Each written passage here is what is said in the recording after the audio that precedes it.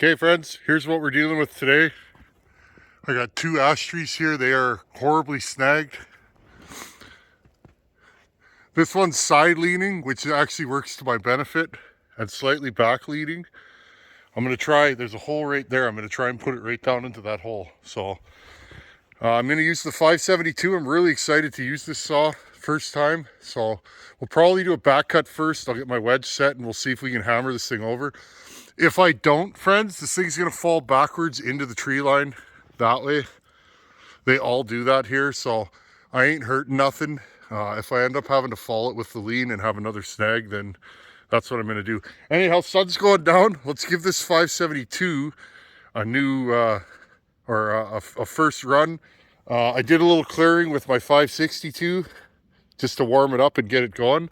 And I'm going to try and cut with the 572 the rest of the day. So anyhow, I don't like this kind of cutting. Definite snag and debris. So I'm going to make sure that I keep my head up on a swivel. Make sure nothing's coming down at me.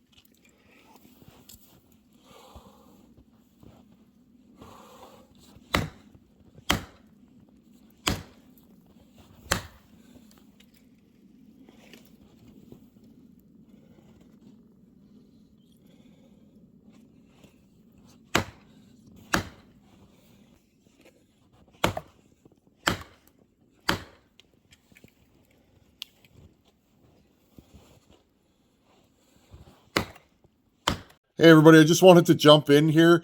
At this point, the camera shut off. I left the camera running for too long. When you're filming in winter and it's minus 20 like it was today, the batteries will only film for so long and then the camera will shut off and or the phone will shut down. Well, that's what happened here.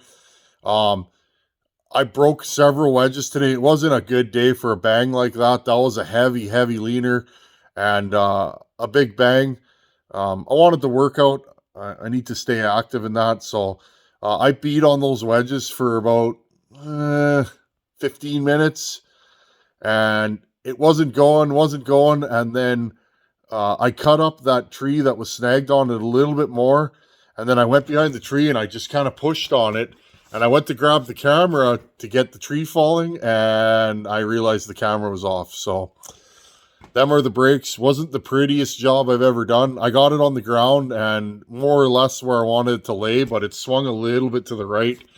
That was my fault. I left a little too much hinge wood on one side, and it went. But anyways, them are the brakes. I'm just a firewood hack. Try and do things really safe. And back to the footage. I'm going to jump in after and let's talk about this 572.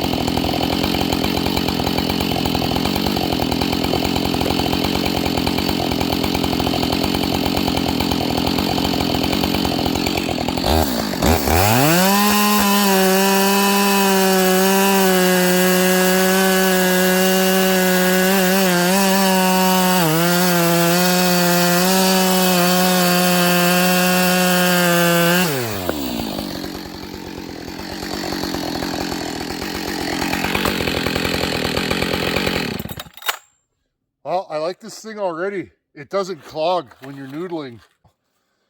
This is green ash, hard, and it's frozen. I actually don't mind this chain.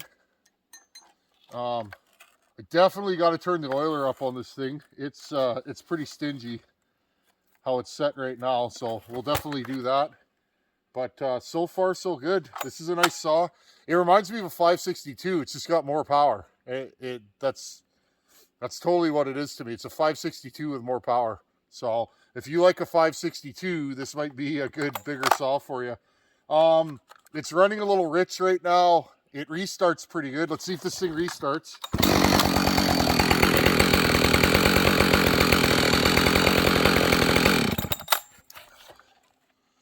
With idle time and all the cutting I did, this thing was really rich today. So yeah, that's about, I've run a tank of fuel through this thing already. So it definitely is harder on fuel than my 562, but it's got big power. I wonder if I could split some of this stuff up with my axe. I'll go refuel and do that. And if not, we'll noodle this stuff up and carry it over to the truck. Okay, let's see if this stuff will split. If not, I'm carrying it. My truck's about 100 feet that way. There's too much snow, friends. Cutting season might be over for me. That's okay though.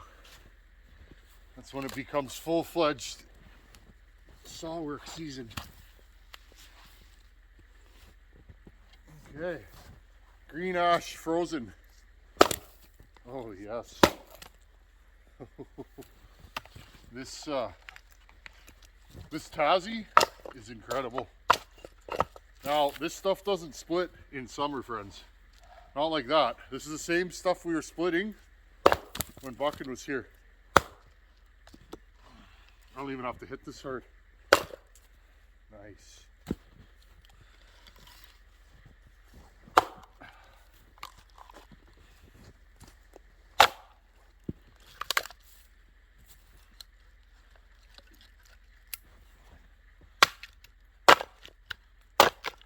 One of the biggest reasons why I don't cut much in the winter, it's not the snowpack. I mean, that doesn't help, but I can't get my water tank out of the back of my truck, so it freezes in there, gets really heavy, and you end up with a 400-pound tank that you can't move. So I don't bother.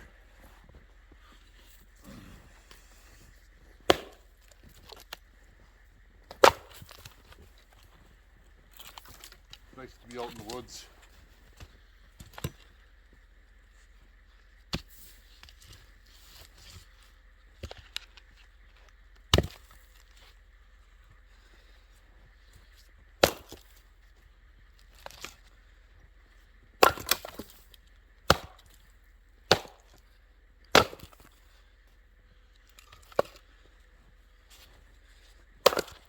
This would be good wood for my double.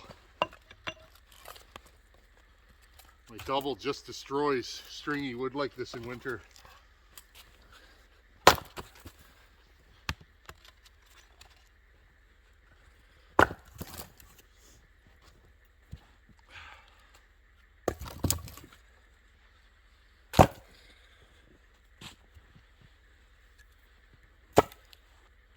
Wish I could back my truck right up to here.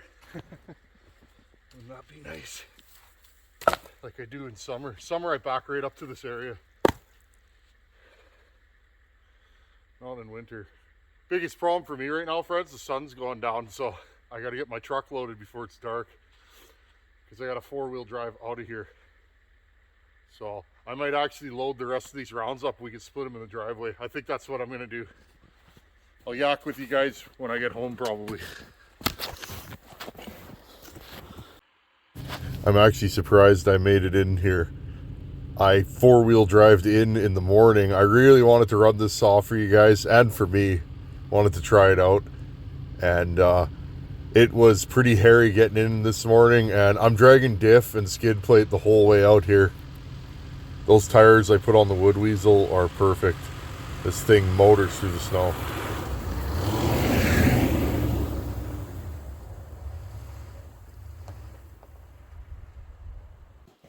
was kind of an odd day for me. First thing I want to talk about, stingy oiling. I did not turn the oiler up on this saw. And I have a feeling, whatever, I'll screw it outwards.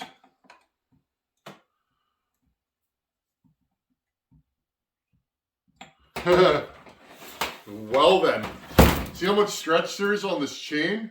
I never checked if this saw was oiling today, friends. I was getting barely any oil. I didn't even realize it until it was too late. So this saw cuts really nice. So when I got there, I fired this thing up and I let it run for 3 to 5 minutes, just idling. Let it go through a learning process. It's really cold out, to tune the low jet. While I did that, I cut my way in with the 562, and I used this thing for the rest of the day. Let's see. My initial thoughts, this thing's got a little bit of a bog on the bottom end. It started to go away by the end of the day. So again, I just think that's break-in / tuning issues. And other than that, it idled, started, and restarted perfectly. This thing never stalled once. It was a little rich on the bottom when I first fired it up. First couple times when I was actually using it, it puffed smoke pretty good when I first touched the trigger, almost like a metering lever that's too high. But being an auto tune, I wasn't really too concerned about it. As I ran this thing, it got better and better, and I'm pretty happy with it. Now, fuel usage. I burnt a whole tank of fuel today. It's not as good as my 562, but I ran this thing quite a bit and just let it idle while I was clearing debris and stuff like that. So I'm pretty happy with the fuel usage. Very smooth. Anti-vibe on this saw is just like I hoped it would be. This thing's so smooth you can't feel it when you're cutting with it. Nice saw, good sights on it. Really useful sights. It was weird though, friends. I'm not used to a 24-inch bar anymore. And a half wrap, I'm not a half wrap guy anymore. I like to be able to cut from both sides without back barring. That's just me. I mean, I do back bar, but I prefer not to back bar. I find my cutting is more precise with a full wrap.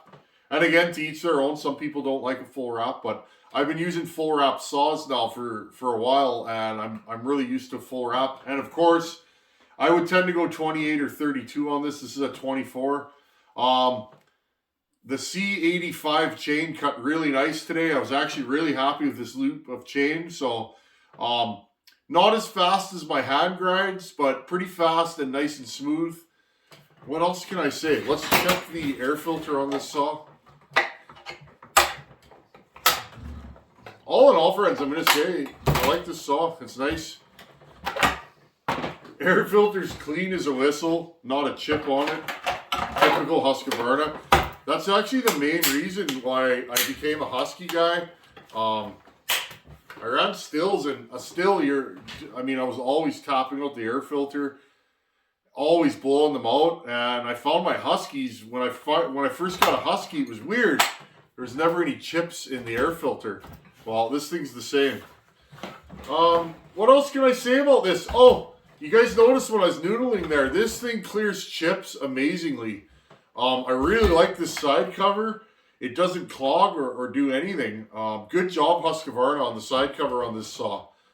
Yeah, that's about it. All in all, friends, I really like this saw. It's gonna need a muffler mod.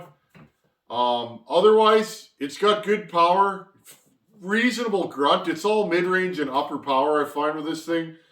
But if you're smooth in your cutting and you have a properly adjusted raker on your chain, you can dog this thing in pretty good, and it cuts.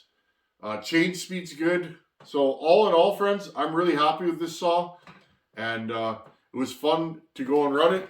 I think I'm shutting down firewood operations for this year. The snow there is 18 inches, something like that. So it's getting to be too deep. It's hard to walk through there. It's really exhausting with the cold weather and the snow that's that deep. I can't, usually I fall the tree, clean it up, take the limbs and brush, throw it in my truck and go take it to the pile. There's a pile there. Back my truck back in, buck it up and put the bucked up logs into my truck. Well, today I actually had to go left from where we were cutting and around the corner and walk to my truck. And by about the 30th trip, I was starting to get pretty tired. So anyhow, really like the 572. If you're looking for a 70cc class saw and you don't mind the price of a new saw, I'm really impressed with this thing. It's nice. It's really nice. And I'm sure as I run it, it'll get better and better. I'm just gonna keep on running this saw as much as I can.